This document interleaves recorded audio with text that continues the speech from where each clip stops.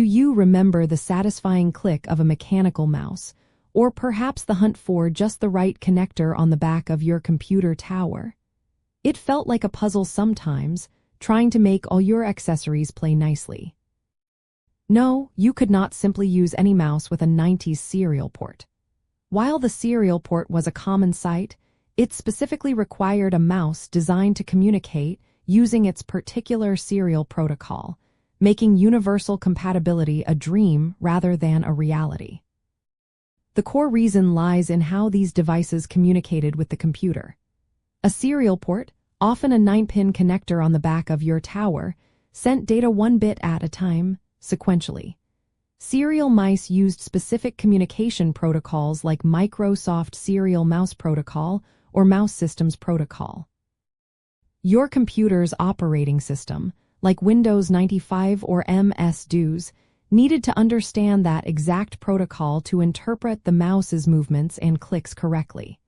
If the mouse spoke a different electronic language, it simply would not work.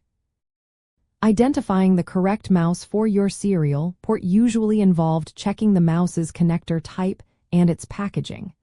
A true serial mouse would have a D-sub-9 connector, which looked like a trapezoid with 9 pins. If you had a mouse with a different connector, such as the smaller, round PS2 connector that became popular later, or a much newer USB connector, it simply would not physically fit the serial port without an adapter. And even then, compatibility was not guaranteed because of those underlying communication differences. Interestingly, the transition from serial to PS2 ports was a significant step towards standardization. PS2, which stands for Personal System 2, was developed by IBM and allowed for a more consistent connection and often better performance. Many early PS2 mice were actually dual protocol, meaning they could work as a serial mouse with a simple PS2 to serial adapter because they contain the necessary internal circuitry to switch between protocols, a neat trick that helped ease the transition for users.